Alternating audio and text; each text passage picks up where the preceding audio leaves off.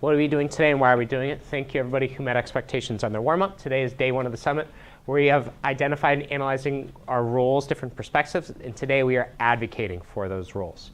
A reminder that today our prompt that we're examining, our main focus is to come up with permanent borders between Israel and Palestine. Those borders have 4 requirements as we planned for it on last Friday. They need to be agreeable to most of the parties in here, not require mass movements of people, and be based on historical facts.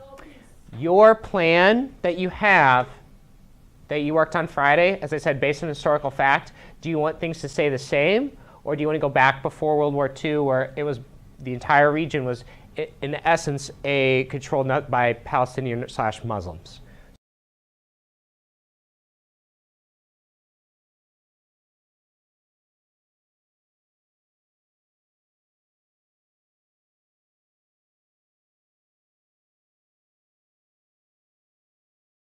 Today for a peace summit. Why, as I look out, I have the 4 political parties. Someone raise your hand and tell me, why do you think I had you sit where you're sitting where at? The blue paper is Jewish and the green is. So if you see, I've got the 2 Palestinian parties and then the 2 Israeli parties. Darius, what else? You separated the violence and put together the peace. Okay, so I separated the 2 violent, the more extreme parties, and I put together the more peaceful one. This is a really helpful reminder, because the people that you should be agreeing with during the summit and debate are the tables that are right next to each other. If Hamas and the Zionists are like, that's a great idea, chances are probably one of your groups is not advocating, going back to the learning target, advocating for your role's perspectives. Remember, we're not saying what you believe personally, but what does your role want? It's fair and equal to everybody. Hamas, you can respond. The borders should change greatly. Exhibit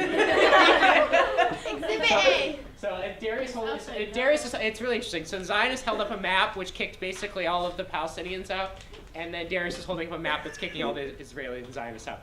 Tom, you want to add something to that? It was Element first, but you guys never like if you guys just talked with the government and then we could have split, give you at least 25%, but you guys took it by force. Okay, Tonya. I feel bad for you for all the Holocaust thing, but we were here first, and we just and it's our land, as you can see. Okay, Zionists, respond.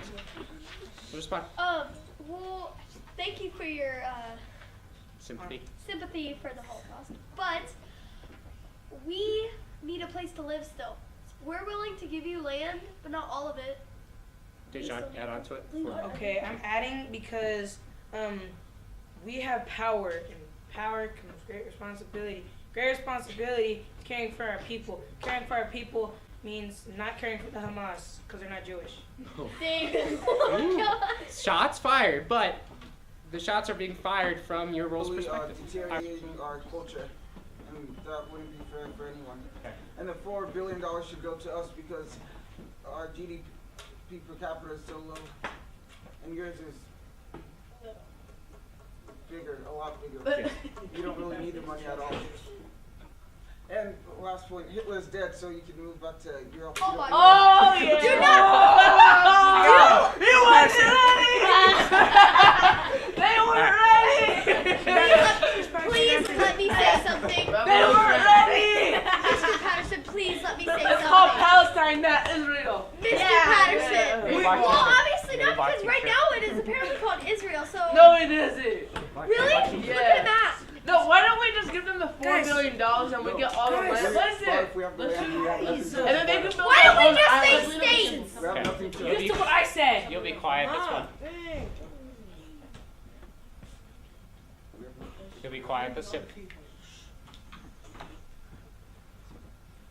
First off, I want to say almost every person contributed today. So on that note, I want to say thank you. Second note is we are not done with this. Something's going to happen tomorrow. As soon as we come into class, we'll have a second day of summit, either on Friday or Monday. So we're not done there. I'm going to take a picture of what we have, and I also wrote, or tried to write, I don't know what it means, but there's an interesting idea of states and possibly sharing power, which we'll explore the second time. Getting middle school students interested in issues that are thousands of miles away can be incredibly challenging. As a way to increase student engagement, I try to incorporate authentic roles and problems whenever possible. Processing the content through the eyes of real people helps my students become more invested. What you watched today was a group of 7th graders attempting to create lasting peace in the Middle East.